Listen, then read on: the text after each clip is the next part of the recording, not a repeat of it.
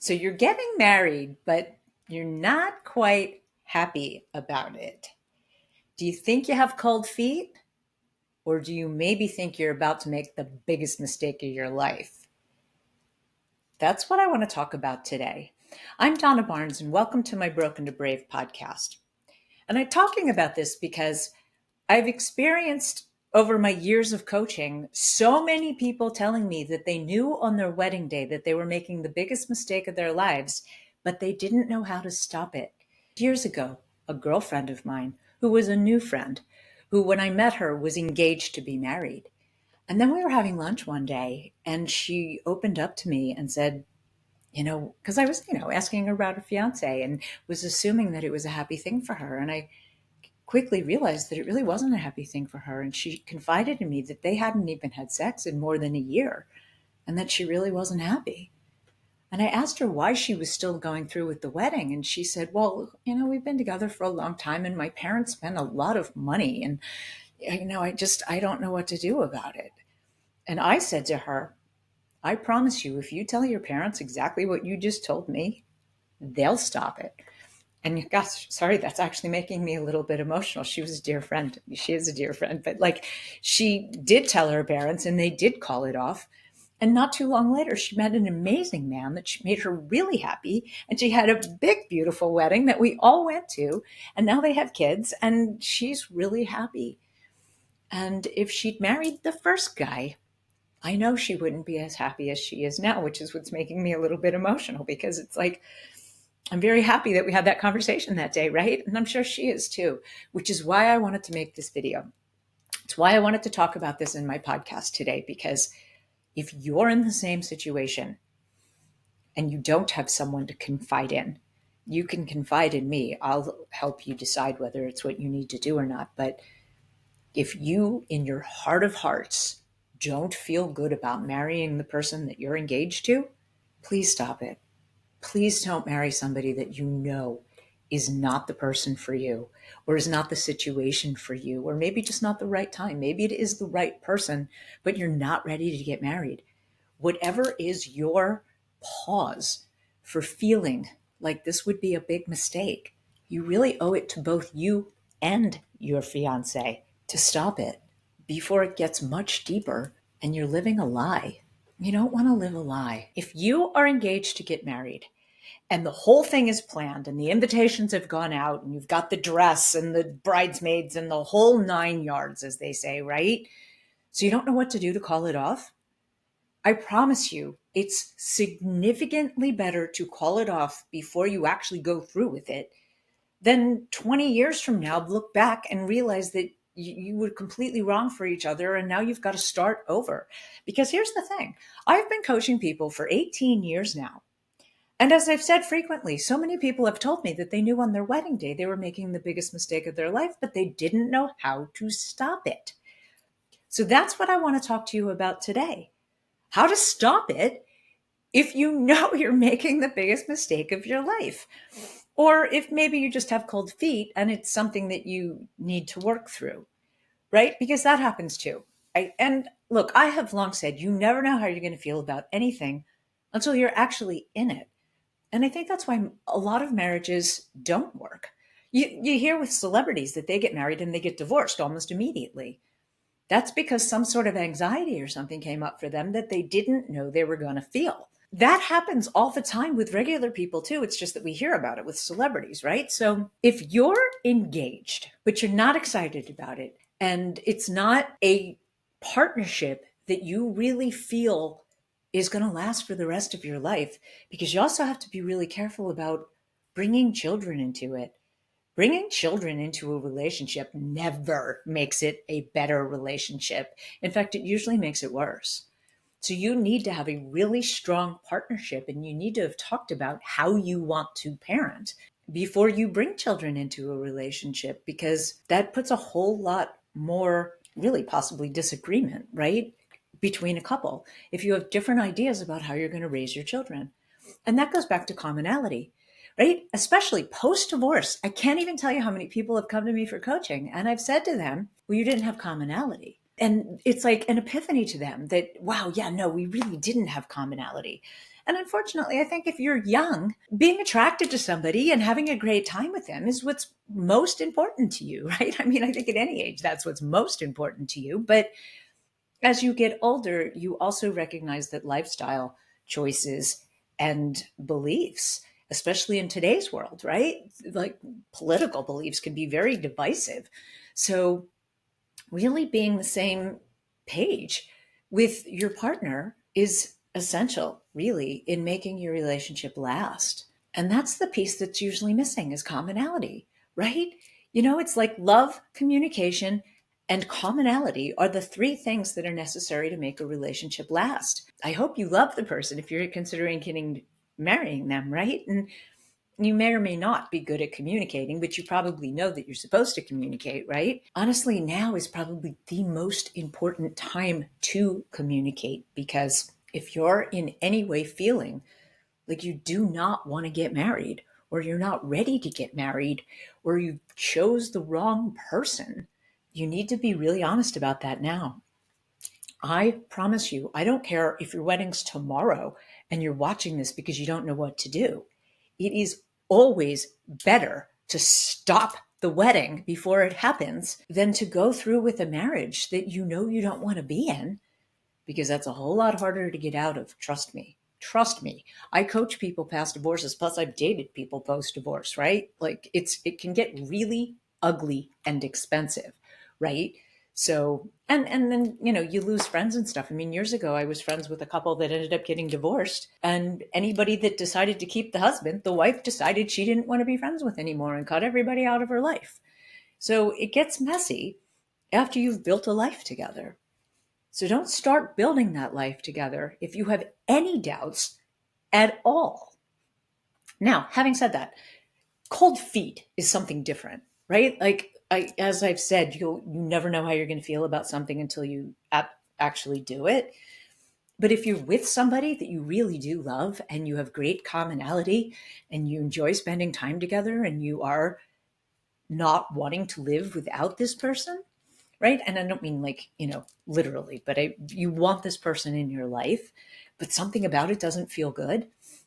That's just cold feet. And that is something that I would encourage you to kind of stick with. What I'm talking about is if you've been secretly harboring feelings for quite a while now that you don't want this wedding to happen, but your soon to be spouse is so excited and all wrapped up in it, and you just don't know how to bring up the topic that you want out. That's what I want to help you with, right? And I really like the idea of inviting a conversation so someone's not blindsided with it. But if you can say to your partner, "Hey, could we sit down and have a talk about something? Something's really been bothering me, and I just feel like I need to be honest with you about it." And ask for a time that you could do that, right? So, and then just be honest. I mean, and take responsibility for it. The old "it's not you, it's me," I think is absolutely appropriate, right? You can have the most wonderful person in the world, but that doesn't mean that they're right for you or that you feel good about merging your life with them. So just be honest. You don't need to pick them apart or make them feel badly about themselves, but just really own what you're feeling and why you believe that it's not going to be a good marriage. And I promise you, you will feel so much better. Like a weight lifted off your chest once you have that conversation. And then it leaves you open to find somebody that is really right for you. Really, after divorce, frequently people find the real love of their life and maybe have never even been loved before in their entire life because they married somebody that they knew maybe they shouldn't have married and they didn't ever really feel loved or didn't truly love, right? And frequently second marriages are more successful because, first of all, you're older, right? Like, I mean, we now know that the reasoning and decision-making part of your brain doesn't finish developing until you're 26. Like I say that ad nauseum. But I think it's really highly relevant, especially if you're thinking about getting married. If you are not yet 26 and you're planning a wedding and you have really bad feelings about it, you 100% need to get out. At the very least, delay it have them watch this video. Tell them that you really feel that until the reasoning and decision making part of your brain finishes developing, you are not ready to make that kind of commitment. And honestly, nobody should, because you haven't developed into who you're going to be yet. Look, how many times have people gone to college for one thing and then end up doing something completely different? They don't even use what they went to college for. That's largely because they had to decide what they wanted to go to college for as a teenager, where they weren't even close to having the reasoning and decision making part of their brain developed yet, right? So, like, that's exactly my point about choosing a life partner, which has a whole lot more nuance to it, really. I think any kind of degree you get is helpful in one way or another, right? Like, you can never feel badly about education, right? Knowledge is power. However, a bad relationship or a failed marriage can derail your life in a lot of ways. And honestly, I've talked to a lot of men who are older, who came from nothing, who have achieved success in their life, and they don't want to get married because they're afraid that if it doesn't work out, they don't want to have to give half of everything that they've worked for to some girl. So they're fine not getting married. And honestly, I understand that. I've also talked to a lot of women whose whole goal is to get married and find a man to take care of them. On that note, I made a whole nother podcast about marrying for money and May December relationships, and I'll link that to this one. So you should watch that too, depending on how old you are. Without getting off topic, if you're getting ready to get married and you really don't feel good about it, you're not excited about it, you really are dreading it, then you really owe it to your partner to call it off, at least for now, right? Take a pause, step back, delay it, see how you feel. Because if you sit down and have that conversation and you feel completely relieved, then you're going to know that you did the right thing.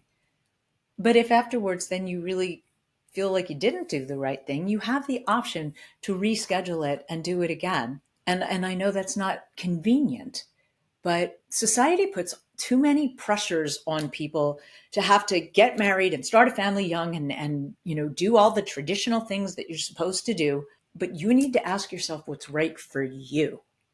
And don't listen to anybody else. It really doesn't matter what anybody else thinks. And now, granted, depending on how old you are, right? I can hear my dad now saying, I've been on the earth a lot longer than you have, right? But honestly, at this age, I've been on this earth almost as long as he was when he would say that to me, right? So I'm probably older, actually. But like, my point is, it has to feel right for you.